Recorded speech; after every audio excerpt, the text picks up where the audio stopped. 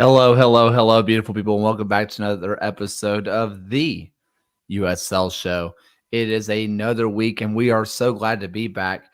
Just a little background stuff. StreamYard has changed some stuff, and now the intro starts right as things start, so there's no awkward beginning, or there should be an awkward ending anymore. Speaking of StreamYard's prices have gone up a little bit. So if you would like to support us and continue getting the podcast, whether you watch it live or later, as you have been getting it, check out the Patreon. And I want to thank Timothy Meadows, Andrew Towsley, all of the Hedgehog, Kunal Patel, MOS, NF Reg 30, Tim Knox, Rian Lacara, Stephen Howard, Jeremy Churchman, Alberto Aguilar, Noah Telford, Michael Fuchs, Joshua Duder, John Fuller, Christopher Cohn, Aaron J., Frank Anthony, John Hunt, and Harry Austin. Thank you so much for supporting us. We really appreciate you. Someone else I really appreciate. Ryan, how are you doing, man? I'm doing well. We've crowned a new Jaegermeister champion, the first in the competition's inception. And before we at least dive into it, I at least want to say the trophy needs to be a cup. It needs to be a cup. If the man of the match is not getting a shot glass, I don't know what we're doing. I'm going to be honest. Do we turn the plate on its side and then serve the shot glasses from the plate? Didn't didn't FC Cincinnati a few years ago like try to drink from like the plate? Like, wasn't that a thing? Didn't they try to drink from the player's shield? I don't know. Just when you have a cup in the competition's name, it should be awarding a cup. This is a fair point. Hey, listen, there was a whole lot of good stuff. And like you mentioned, we did crown a champion, and it was the team that we talked to from this last week, Ayman Zayed, who could not coach, as he mentioned, but it was an absolute blast to watch where, come at the man, come at the hour. Christian Chaney gets one early. And at that point, you're kind of thinking, what's going to happen here? But then, come at the man, come at the hour. It is Bruno Rendon. Who else could it be? It's 1-1, goes down to penalties. Noco doesn't miss a single one. I mean, it was just awesome. It was an awesome final. It was a ton of fun. The NoCo fans were big. They were having just an absolute party, much to the chagrin of Ford Madison fans who have been awarded the attendance trophy, apparently, because that's what's been happening on Twitter lately. Just kind of general thoughts. What do you think of the final, Ryan? Yeah, it was exciting. I mean, you get those both early goals within the first 15 minutes, and then you have a pretty spirited display for the rest of the match. You get Noco to lead shots in 16-8 and 6-2 over the course of the game, and to have it go all the way to penalty kicks, I feel like you just couldn't ask for a better end to this competition of what's been an excellent competition. As John said in his article earlier today, you saw a Northern Colorado team who were deserved winners of the competition, and they were unbeaten. They scored the most goals in it. They had the best goal differential in this. So it really was a true top to bottom performance. They were truly deserving of this championship, or the first silverware of this USL 1 season. And commiserations to Forward Madison, who played a pretty excellent final, and by the way also clinched a playoff spot tonight with their draw against Knoxville. So the season is not over for either team, but this is at least a very good warm-up and a very good anticipation of what we have to come for the rest of the year. Yeah, I thought one thing that really stood out to me was, this was a very attacking tournament because the whole thing was everything's based on goal scored, not goal differential, not, final score aggregate, whatever. The tiebreaker is goal scored. And when you get a goal in the 9th minute from Christian Chaney, then you get a goal in the 12th minute from Bruno Rendon. I don't know how you felt, Ryan, but I thought we were in for a 3-3, 4-4, 5-5 thriller.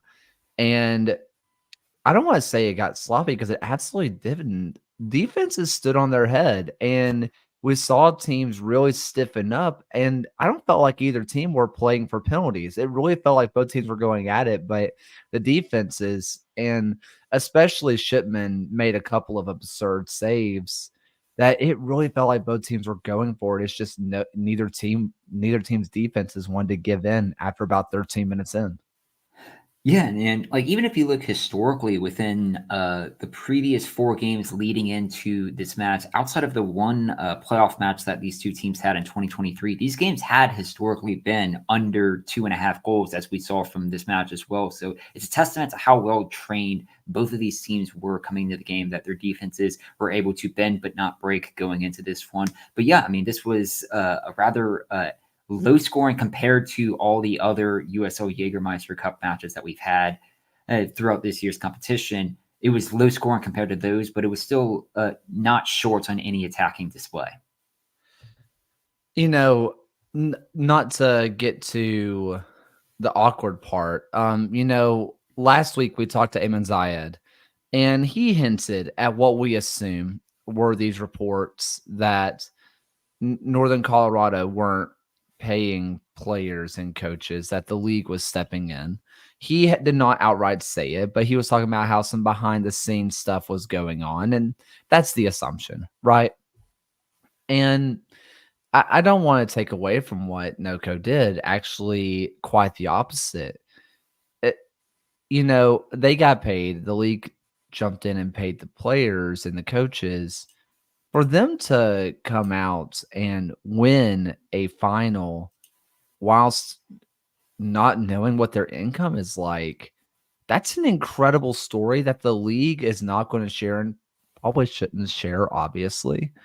But I think fans absolutely should, because that's unbelievable. I mean, if you think to the listener, imagine going to your job, not being paid, not being sure where your payments are coming from, if you're going to get them, and then perform at the absolute highest level that you can, let alone quit outright. It's an amazing thing that Northern Colorado did. Yeah, and however further on this competition will last for USL, it could last for the next generation, 2 generations to come, as you would hope. This competition will forever be associated with Northern Colorado's name being the first one on the plate. They'll be the first one having been competition winners here, and it's forever etched in the history of this competition.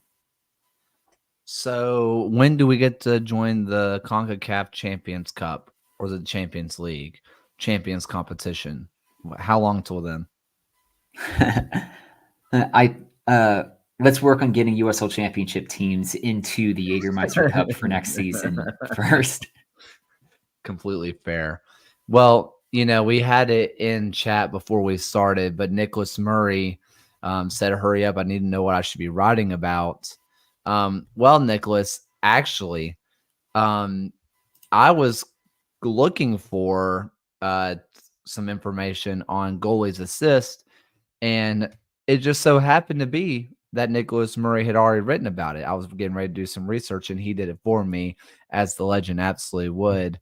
Friend of the pod, a friend up for the glove of the game, Hugo Faru, in the dying minutes of a game, gets an assist off a corner kick, and it's 1-1 in Colorado Springs, a packed out Colorado Springs. And Loudon goes in, the people's champions, and we get a goalie assist, not a long kick assist, not, oh, well, he kind of Coque Vegas and was up from the halfway line and got an assist. We're talking into the box, header across, here we go. How cool was that? I mean, just super fun. Yeah, and this was a Loudon team who, coming into this match, really needed to get a result out of it. They're still currently stuck on the outside of, not on the outside, on the very edge of the playoff picture. And to get a point and stay crucially 1 point ahead of a Hartford team we'll talk about later on in this episode, and to do so against one of the better sides of not just the Western Conference, but one of the informed teams of right now, was a massive boost for Loudon United's playoff hopes, and it allowed Colorado Springs to open the door for Sacramento to come right back into the second spot in the Western Conference. Yeah, honestly, and I talk about Nicholas Murray. So let me just go ahead and again, I was going to do this myself, but he did it for us. So I want to share some information that he has out there. Hugo Faru is just the 25th goalkeeper to record an assist since 2014, which I believe is USL Pro. 2014 was the beginning, or was that 2011? I don't remember. 2011, I believe, was USL Pro. 2014, I think, was the rebrand from Pro to USL. Got it. So it says all of the goalkeeper assists we have archive footage have come through either by hope or design, but all via upfield clearances from a goalkeeper's own half. So majority of them again are not from inside the box. The last time a goalkeeper recorded an assist in a second half stoppage time, that was Joe Kosminski, who was off of a long free kick outside of his penalty area. Which again, Joe Kosminski also has a goalie goal. So I don't know how many goalies out there have a stoppage time assist and a stoppage time goal, but good for Joe Kosminski. Lots of other stuff. There's only one other goalkeeper who's recorded more than one assist in the USL Championship, and that is Orange County's loanee Tomas Gomez, who got his first in St. Louis FC, may they rest in peace, in 2019, and his second for Sacramento Republic in 2021. So, Hugo, you got to get the second. You got to get the second. Have to do it. And the very end of the article does mention Andy King's Colin Shuttler, who did get a goalie goal earlier this season. I also think that Matt Van Oekel for Birmingham got one in 2020 against Charlotte Independence, if I'm remembering right. I don't know. Maybe not. But yeah, Loudon did see Joe Kosminski score stoppage time once. So yeah, that was a fun one. And to add on to Loudon with this one, this is their sixth goal that they've scored in the 90th minute or beyond this season. So truly a team that has been able to work some magic down the stretch. And if they're in the playoffs, we could very well be pointing to each of these 90+ minute goals from Loudon this year as a reason why. Before we get too far and we move away from the championship, how about we look at the playoff table? Matt Van Oekel does have a goalie assist, was against Memphis on a goal by Nico Brett. Interesting. I really thought there was one against Charlotte a few years ago. Maybe I'm totally misremembering. But I want to look at the USL standings, specifically this 3 through 11. Okay. There was, let me go through this with the East. At 48 points, we had Detroit City. At 46 points, we have Tampa Bay. At 43 points, we have Indy. At 43 points, we have Rhode Island. At 42 points, we have Birmingham. At 38 points, we have Loudoun. At 37 points, we have Hartford. At 36 points, we have Pittsburgh. And at 36 points, we have North Carolina. My word. The only team that does not have a chance at the playoffs is poor Miami. It is wide open in the East. And think about what that goal for Loudoun does. They would have been equal on points with Hartford, which I think that Loudoun has a better points per game versus in-conference opponents, if I'm keeping up correctly, which would still put Loudoun above Hartford in goal in the tiebreaker, because the tiebreaker is not goal difference. It is points per game versus in-conference opponents, I do believe, which is insane. And that's an important point because it puts Loudoun firmly in 8th in the final playoff spot. Huge for Loudoun, huge for Hugo, huge for the club. Yeah, and we'll talk about their match against Hartford later in the show. But if Loudoun are able to win that match this weekend, it would put them at a huge advantage over the teams currently outside the playoff picture. That even if North Carolina and Pittsburgh were to win on the weekend, And Loudon would still have a fairly good gap and kind of would start to close out the 8 teams we would have here in the Eastern Conference playoffs. Like, I think if we really had to kind of boil down what this playoff picture is looking like, I'm willing to bet that the top 7 teams are going to be in the East, and we're now down to 4 teams fighting for one spot. Nicholas Murray does correct me as he usually does. First tiebreaker is head to head. Second one is tiebreakers head to head goal differential, which is a fun way of saying aggregate score. And third tiebreaker is points per game versus in conference. Thank you, Nicholas. And crucially, And between Loudon and Hartford, Loudon beats Hartford earlier this season 3-0. good, very interesting. So for Hartford to get that one, they would have to win 4-1 or 4-0 to get that tiebreaker. Let's look at the West real fast because Sacramento, we'll talk about them later. They closed the gap to 10 points with the game in hand over New Mexico. But right behind Sacramento is going to be Colorado Springs at 46 with Sacramento on 47, Las Vegas on 46, Memphis on 43, Oakland on 40, which they are sliding. Phoenix on 36, a Tactics show coming.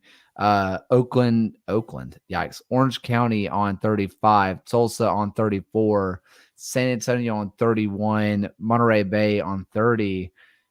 And I want to include El Paso because, I mean, there's a chance. If we're going to say that Sacramento has a chance of getting the top seed with behind 10 points, El Paso has a chance to make the playoffs behind 10 points. Unlikely, sure, is possible. Anybody is still technically at play here for in the West, which is just exciting. Talk to your loved ones about Las Vegas Lights getting the number 2 seed in the Western Conference, because it is snuck up on everyone that the Las Vegas Lights, a team who have not lost a home match since May 4th, 10 matches unbeaten at Cashman Field, could very well be finishing second place in the Western Conference this season. Just incredible. Well, so Nicholas Murray says El Paso has a 3% chance of making the playoffs, which is the highest it's been since we started doing Race to the Playoffs 4 weeks ago. Good for El Paso. 3 is not 0. Talk to the Detroit Tigers, people. There's always a chance. Let's go over to the Super League, where we will be talking about certain teams later. Brooklyn has looked awesome, but we are going to see a 14-match balanced schedule in the spring, 7 at home, 7 away. Super cool. Glad to see that we are going to be getting that. Just fun that we're getting the or I guess the way I would word this is it's kind of interesting to see what this international schedule is going to actually look like, which is going to start on February 15th. So if you're wondering what the gap is to try to avoid the brutal cold, we're looking at December 14th. And then we don't play again until February 15th, which is around the time usually that championship and League One clubs start to report anyway. So I don't think this international season, this like where you're going to deal with those brutal colds, it doesn't look like it's going to be what we feared it would be. And big kudos to the league for already kind of thinking ahead on that, because I don't think any of those teams really play in a super frigid environment. Even Spokane is kind of like that area of the. I speak as someone who has never been to the Pacific Northwest, so please yell at me if I'm wrong. But my understanding is that even though it's always just kind of chilly, it's never so cold like we would see in Minneapolis and stuff like that. So, we're not going to see that brutally cold time of year that everybody kind of feared. And it looks like we're going to be avoiding the brutally hot schedule as well, as it is ending at the end of May. I think that the Super League has nailed this in terms of timing. Yeah, and if you look at the first 6 games of the resumed schedule in the spring, you're going to see teams such as Dallas hosting twice, Carolina hosting twice, and both Tampa Bay and Fort Lauderdale hosting games. So, yeah, well, you will have teams like Lexington, Spokane, and Brooklyn having to travel to kind of start these schedules. You would liken it similar to how a lot of the teams from the North in college baseball travel into the South to start their seasons, or how Major League Baseball tries to work around having teams such as Cleveland and Minnesota not play as many outdoor games. You've seen a similar approach to USL doing this for the Super League as well. For instance, Spokane's first home game of the resumed schedule isn't until March 8th when they play Carolina Ascent. You have to go all the way until April, I believe, before you find Brooklyn's first game as well. That would be a home game. That would be April 19th. So the league has been very cognizant. Sorry, March 15th for Brooklyn. The league has been very cognizant about wanting to schedule these games in a way that is weather friendly for the players, that they're not playing in these brutally cold climates to open the season. So, kind of talking about Super League, there was a little bit of chatter on DC. And I'm trying to make sure that this is right. Um, it says apparently that all the matches are going to be held at Audi Field, which I do they still have to fight with the spring lead? I don't even know what they are. What is the spring DC team name? I can't remember off the top of my head now. The They have a Washington beer, Spirit of NWSL. not just them, but also uh the football team. The DC Defenders of the UFL, I Yeah. want to say. Yeah. So are they also going to have to fight for playing time there? Because I mean, that pitch is already not great. It's not in wonderful shape. And yes, Nicholas Murray says United Football League. Thank you. Um, I it's thought you already not were as a ideal. Birmingham Stallions fan. But yeah, lifelong man. I'm kidding. So But stupid. that is going to be something that they'll have to try and sort out, just because you have, well, it's going to be 3 soccer teams and a football team, and football teams are notorious for being teams that tear up grass fields fairly easily. So, hats off to the grounds team at Audi Field for making it all work in the spring. It's going to be interesting. It certainly will, and that's going to be something that we're just going to have to see is how well can the field take it. Like, are we going to see at some point where they're going to have to move facilities because the ground itself cannot take any more wear and tear for just the player's safety? And who gets kicked out? Your brain probably says Super League because they're the newest people there. But maybe Super League has some sway and someone like NWSL or someone else can get kicked out. Um, I don't know. That's going to be an interesting situation to monitor as we go forward. DC Defenders get to play at RFK. Oh, do they? No, I'm making a joke. Like Oh, that could be a solution. We could put the DC Defenders at the old RFK Stadium. see, I I feel like maybe, and I'm having to remember off the top of my head. I flew into the Baltimore airport, and I know Baltimore's not that far from DC. And there's a lot of open grass there. I think we could just put the DC Defenders out there by the tarmac. I think it'd be fine. Put them in the Ravens Stadium or at FedEx Field, if worst case scenario. Oh, well, I guess Dan Snyder is not the owner anymore, so maybe that could work. um, so let's I go miss that ahead. stadium. Let's go ahead and move on. Stay in the Super League though, and let's talk about Brooklyn. Oh, baby, Brooklyn, where they are hot to trot right now, man. Like this Brooklyn team, people were concerned about them, what was kind of going on for them off the field. They weren't playing in Brooklyn, they were playing in Manhattan, which is how I learned that Columbia was in Manhattan. Did not know that. And then they go out and beat the Trinity 2-0. And that was the first home match for them. We had John on the site, which was pretty cool. And then later, they beat Lexington 1-0. This is a Brooklyn team that is impressing right now. They have an awesome defense going for them. They have a really, really good defense. And their attack is efficient. And it's just really impressive. I'm excited to see how they grow on it. They kind of seem to do it all. With just what you're watching out of Brooklyn, what's kind of exciting you the most, I suppose?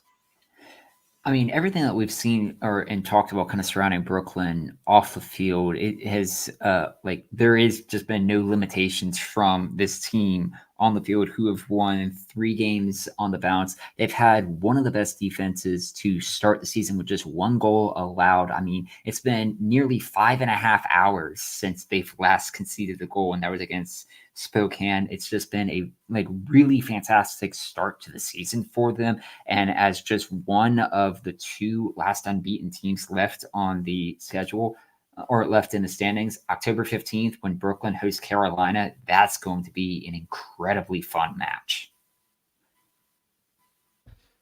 Yeah, when I was just kind of looking around, and when you look at the talent they have on the roster, and I want to take 2 of their goal scorers that they have on here, which is going to be Mackenzie George and Isabel Cox. These are good players. These are really good players. Specifically, let's look at Isabel Cox, whom is the 3rd highest goal scorer all time in D1 soccer. And that's crazy to think that the 3rd all-time goal scorer in Division 1 soccer was kind of unemployed, and that's what the Super League's built for. Sydney Martinez, as Nicholas Murray mentions, is the goalkeeper there. Sydney is super impressive. I never end up posting the video I had on Spokane versus Brooklyn, but Sydney Martinez just continues to impress. This team is chock full of talent. And now that they have their coach in Silva, it really feels like there's nothing that's going to be able to slow this team down in the immediate future. They feel like they are really complete. Yeah, and another shout out to Jessica Garziano as well, who also has 2 goals on the season alongside Isabel Cox. That this team just feels like it's really kind of burst onto the scene after the delayed start that they've had to the year. That they've become one of the premier forces to be reckoned with within the league, and having a back-to-back series with Carolina here in the middle of October is going to be a lot of fun for both of these teams to watch. And it's just kind of a question of how far can this Brooklyn team go? And by the way, the John had mentioned it as well, but the kits in person apparently look incredibly awesome. So it certainly seems to be at least one that I'll be wanting to purchase. Well, we could always talk to our friends out at Diaza, who our friends at Kid Season interviewed. So check out that interview with Diego Hurtado, who talked to the people who designed the Brooklyn FC kits, which I am also going to buy at some point. In case you're wondering, they're $95, which for a kit, I know it's a lot of money, but also kind of not. They're very nice.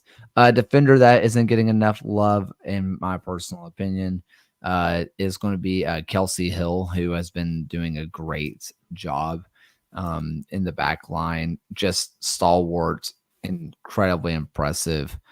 I'm just super stoked with what this team is doing. I find them to be fascinating as they just started the year, and everybody was like, is this going to work? What are we doing? What's going to happen? Is this team even going to be able to get off the ground? And Not only are they off the ground, they are absolutely flying. Yeah, I remember I was among the skeptics a couple weeks ago talking about this team and just its the curiosity surrounding them off the field, and I'm more than happy to walk back any of that skepticism that I had. That this team has their feet on the ground, and they are absolutely just hit the ground running. Well, let's go ahead and pull up our USL tactics show. Why don't we? John may not be here, but we might as well give him his cameo. After what seemed like a season-defining win over San Antonio 2 weeks back, Phoenix Rising is back in the mud after a week where they lost twice and mustered less than 2 total expected goals across those 2 games. What are the issues that are driving Phoenix struggles right now? As you're going to see here, the loss against Orange County really began in the typical style that had seen Phoenix to success. Gabby Torres took over the left back spot, but you still saw that player move up between phases, becoming this presence in the half space to help Rising attack. The problem came in terms of their sharpness and their movement in the final third. This has been a problem for Rising all season, but look at this example. There are 4 players in a very tight area, and they simply aren't forcing opposing Orange County to bend, to break, to get out of their defensive shape. Now, Phoenix wisely is able to get out of the pressure, and they're able to work into Lawrence White, who makes a smart step from center back. But you're going to see another problem. Tomas Angel has not hit the ground running since joining Phoenix. That's a somewhat heavy touch, and then he takes the ball out of bounds, exemplifying what we've seen from a talented player who just hasn't seen the back of the net. Now, in their weekend match against Las Vegas, Phoenix showed a little bit more flexibility. Mohamed Traore took over at left back, and both he and Wyke were willing to advance upfield. The problem is that's kind of 2 center backs trying to do an offensive job. You see Traore let the ball run here, losing a possibility of playing Remy Cabral in with immediacy. When he recovers, the cross goes wanting. It's another example that just hammers home the same points here. It's going to be very good interplay from a very good possessive Phoenix team. You're going to see Lawrence Wyke get a touch. You're going to see Charlie Dennis, who got the start here, advance into the half space. However, neither Cabral nor Angel are making the run with the proper timing to truly challenge Las Vegas. When Dennis is able to play a through ball, it's easily shepherded away and shown out of bounds. Phoenix just doesn't have the offensive consistency they need, and it's going to drag them into the depths of the playoff race throughout the end of the season if they can't get it right. So, honestly, and this is not to boohoo or whatever on John, but what he's pointing out has been the issue for Phoenix all year long. They do everything pretty right except for score goals because they don't have a single number 9 on the team. They don't have an out and out striker on this squad. I mean, Tomas Angel, they brought him in to be the 9 and it hasn't worked. You don't have another one. You don't have anybody else who's an out and out goal scorer on this team. It's just not working. And honestly, this must have been the easiest tactics show John's had all year because I mean it has been the problem since day number 1. Yeah, I mean, you're looking at 38% of Phoenix's games this year. They failed to find the back of the net, and 21 of their 29 games that they've played this season has been under 2.5 goals. Hint for any wagers that you may make on this team.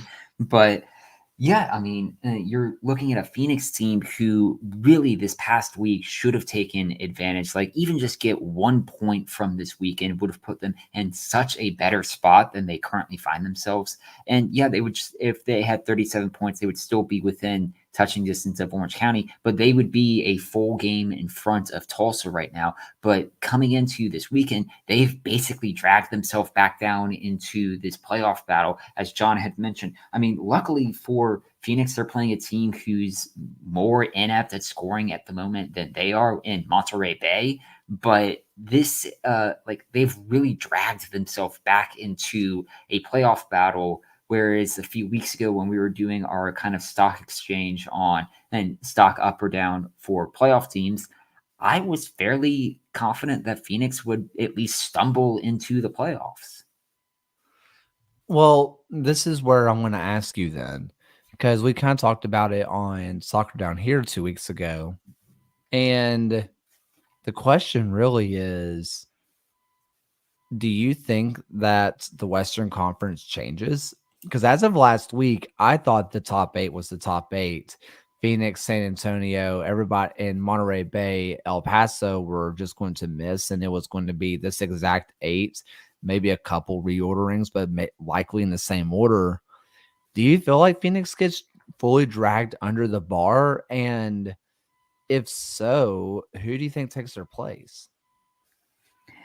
I think that's honestly one of the concerns that I would have for the three teams who are currently outside of the playoff picture right now. Monterey Bay has been an absolute free fall. They've not scored a goal in their last 6 games. So, in my all intents and purposes here, I think they're out. Oh, but then you look at a team like San Antonio, which has their own ups and downs on the scheduling, or ups and downs on the season, but they still have to go to now a team in Sacramento who's refound their form with one of their best home victories they've had since July 2023. They still have to play Colorado Springs away. They have to play Louisville, who will be looking to lock up the number 1 seed, and they have to play Detroit, who will be looking to lock up a home playoff spot. That's not a favorable schedule on their part. Then if you compare it to, say, Tulsa, who have 4 of their final 5 games of the season at home, which is beneficial. Well, they get to play El Paso, North Carolina, New Mexico, Hartford, and Monterey Bay to end the season. I think there is a really great opportunity here that Tulsa could be pipping one of Phoenix or Orange County to a playoff spot, especially if they can go into the final day. If they need a result, they're playing arguably the team in the worst out of form right now in Monterey Bay. If we're looking at Tulsa, Orange County, Phoenix, if you are looking at Orange County or Phoenix, who drops out if you think Tulsa makes it?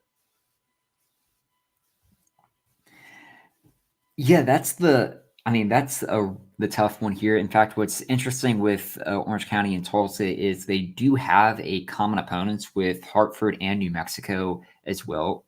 Oh, for Orange County to end the season, I think you have a chance that it could be Orange County that is the one who's dropping out, especially if it happens over the next 2 weeks, because you have an Orange County team who gets to play Colorado Springs and Las Vegas back to back over the next 2 weeks, and those are the 2 informed teams in the Western Conference right now.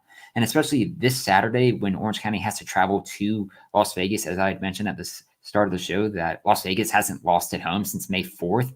That's not an easy feat to go in and do this year. Well, there's just a lot of ways to kind of think about everything that you're kind of looking at. One team that we haven't really talked about is Oakland, whom Oakland is in complete free fall with Infeka, who is out of the team, has been mutually terminated contract, which you told me that about 8 weeks ago, and that doesn't make sense at all. Where Oakland is doing the reverse Oakland, where usually around this point, Oakland has gone 10 games unbeaten and are sitting at the 7th or 8th spot and are about to beat whoever they're playing away from home. Oakland is in danger of not just falling out of a home playoff spot, which they've already done, but maybe falling out altogether. What's interesting is we're seeing a similar collapse that Oakland had exactly the same time last season as well, because they ended that year with winless in their final 9 games of the season. And yeah, it ultimately cost them a playoff spot as they dropped to 10th in the Western Conference table. So it's not unheard of for the Roots to drop from where they are right now. I think what's benefited them for this season, though, is that they're able to bank a lot of points, especially in the middle of the year when they were able to reel off multiple different wins that I'm just not sure that we have Phoenix, Orange County, Tulsa, or San Antonio is capable of making up so much of a gap that Oakland is going to be dramatically impacted from this. Perhaps Phoenix or Orange County could come up with the points, but I don't personally see someone like San Antonio making up a 9-point gap right now. I don't think Tulsa is going to be making up a 6-point gap. Oakland may very well be in the playoffs just because we need 8 teams in the playoffs, and they did so well at the start of the year to earn their spot where they are today.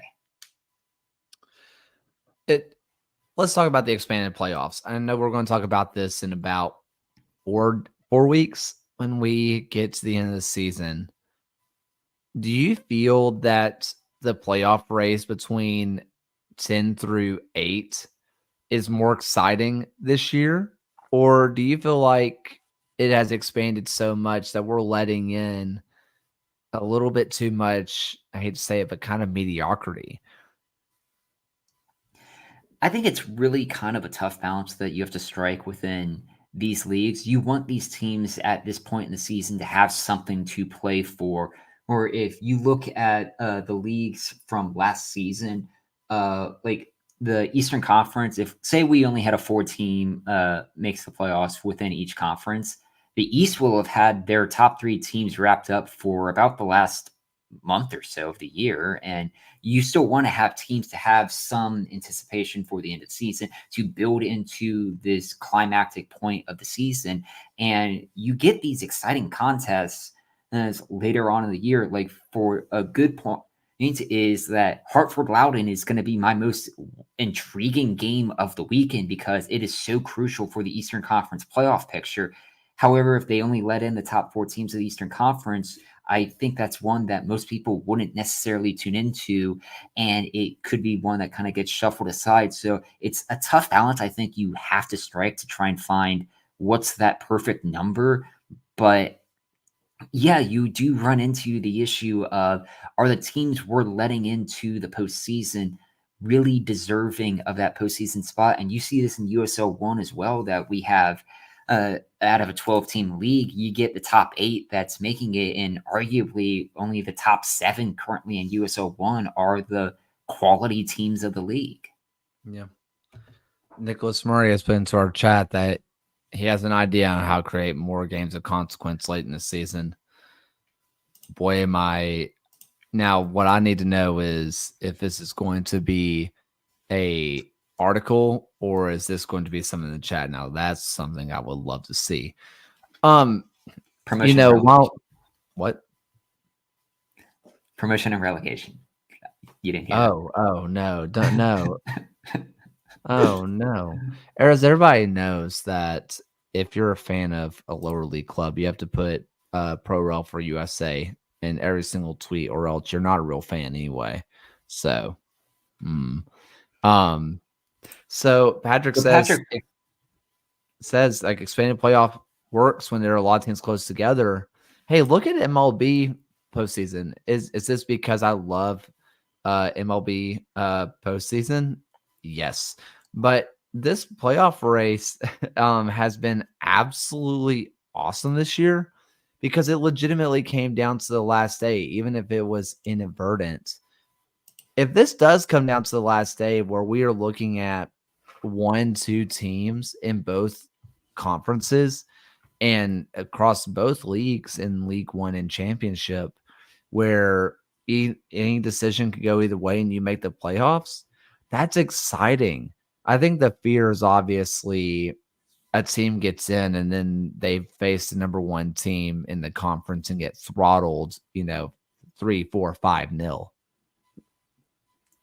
If you want to talk about like the final day on Saturday, October 26th, last day of the regular season, October 27th, we do have one weird Sunday game between New Mexico and Memphis to end the year. But like one matchup you could have at 11 p.m. on the final Saturday of the regular season is Orange County hosting Hartford, and that could very well be a winner gets into the playoffs type of match. You get Sacramento and Colorado Springs, who will be fighting for seeding on the final day of the year. You get Tampa Bay and Indy 11, who are currently 4-5 in the Eastern Conference, who could be battling for who gets the last home playoff game in the East and could very well be meeting each other again in the next round of the playoffs. So it does create these storylines and drama that you would see throughout the remainder of the year that I think having the expanded playoffs is, I'm never going to complain about having more soccer or for this. You get a 16-team playoffs, and then you get those teams who do end up making a run. You saw Phoenix Rising as a 6th seed win the league last year. Or so it's a tricky balance to strike, but you do create these kind of dramatic storylines to follow throughout the rest of the season rather than saying it's like, well, we already have basically our top 3 teams in the Eastern Conference declared for the playoffs, and now we just have to decide one last team. Well, let's go ahead and talk about some of those playoff matchups that we could be seeing.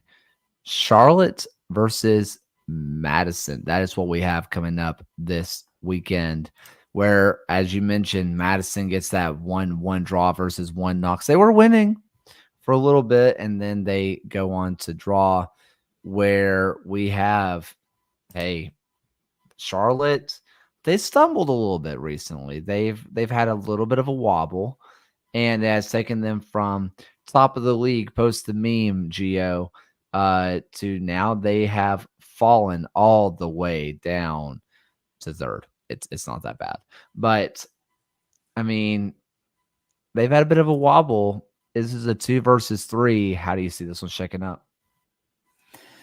Yeah, I think this one, just for the short rest that Madison had for this week, this game's going to be on a Friday here in Charlotte. Afterwards, I have this one playing out as a draw. It would be very crucial for the playoff race as Madison would keep that gap at 2 points ahead of Charlotte right now. But again, given that Charlotte hasn't beaten Madison since September 2023, I still feel like that this is going to end up being a draw. It'll be a draw, but if I had to lean one way, I think Madison could get a win here. Because it's short rest, I am going with a Charlotte win.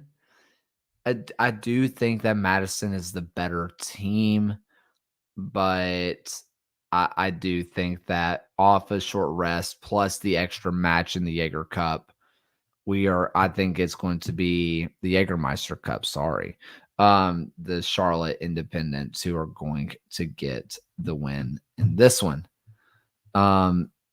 We are going to now go over to Rhode Island versus Tampa Bay, where this one's fun. This is a Rhode Island team who is off a 3-1 win over San Antonio versus Tampa Bay, who has not played in a little bit because of hurricane issues.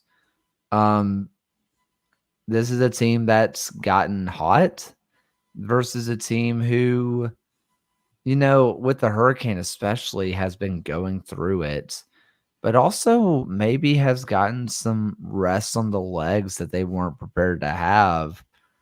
How do you think this one shakes up? I've gone with the draw on this one as well. I remember back to when these two teams first met down in Tampa Bay at the start of the year. It was the Rowdies winning 4-1. But even before the rest of this one, Tampa Bay was entering their last match, which would have been against a really informed Hartford team, having lost 3 of their last 4. I think the rest is going to help them, and the travel is going to be a bit challenging coming from Tampa Bay all the way up to the Northeast for this one. So I have a scoring draw, but I think this one is going to be at least a match filled with a lot of goals. Rhode Island getting a draw.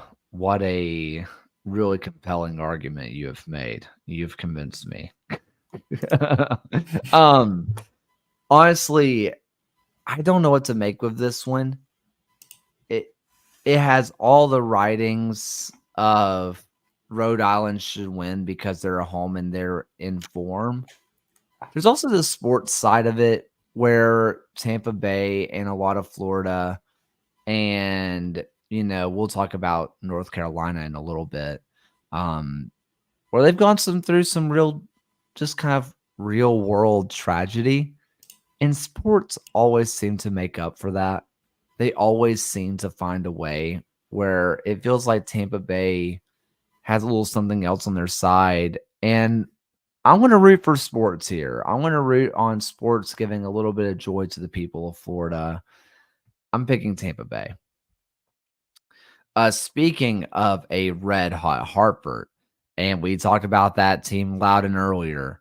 Hartford gets some inadvertent rest that they were not prepared for. Loudon off an exciting win, 6,000 feet above, or exciting draw, 6,000 feet above sea level. Hartford versus Loudon. Who you got? I've backed Hartford for this one. It's been 7 hours and 9 minutes since they've last conceded a goal. This has been, in at least recent memory, the longest unbeaten run Hartford Athletic has been on. And when you have like all the momentum kind of building in towards the remainder of the season, angling towards the playoffs, this is so massive for the club that I feel like this is an opportunity they cannot pass up, because if Loudon were to win this one, that gap to them becomes 4 points. And it may very well be a little insurmountable. Don't want to say it quite yet, that just having that psychological advantage from Loudon, knowing that they have a 4 point gap, and then would take even the head-to-head goal differential tiebreaker if it comes down to it. I think Hartford come out ready for this one and win this game. Speaking of Hartford, this is a question for Nicholas Murray in the chat, or if for some reason Hartford's admin is in the chat, doubt it. When are we going to get Mamadou Dieng on a Mudang edit? That feels like a layup. I'm gonna be honest.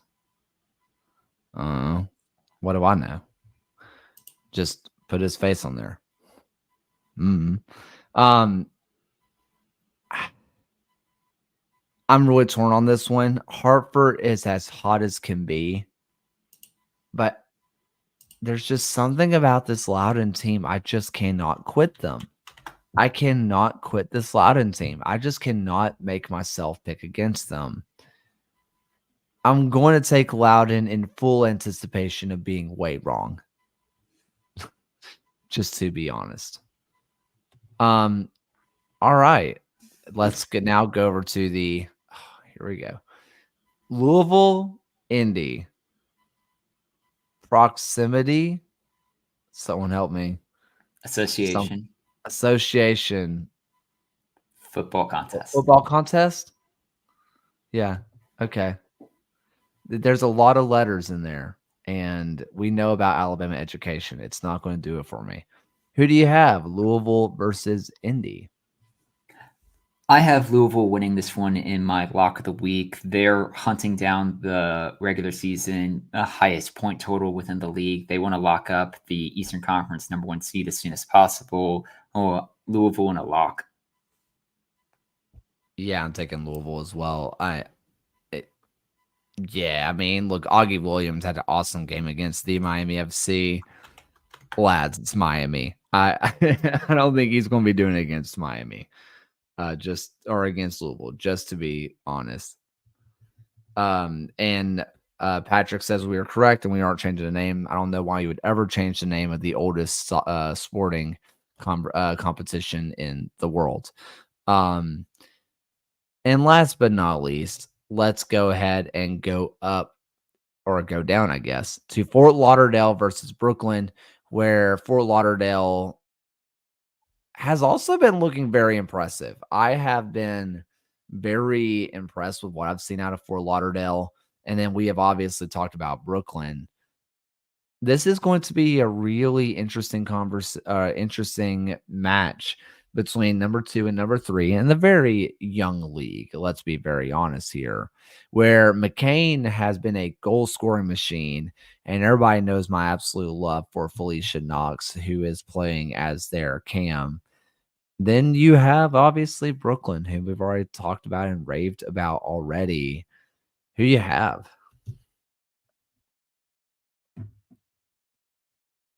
Oh, Ryan, you're muted. Rest in Correct peace. me in chat if I'm wrong, but I believe this is a battle of the two teams in the Super League right now who have scored in every single game that they've played to at least open up the season. But I have Brooklyn winning this one. I believe they continue their really strong start to the year.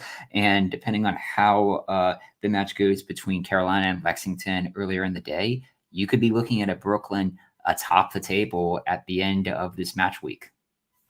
Yeah, both teams have scored in every single match. They are the only team to have not been shut out to this point, I do believe. Yes, they are the only team to not have been shut out. So there's that. I'm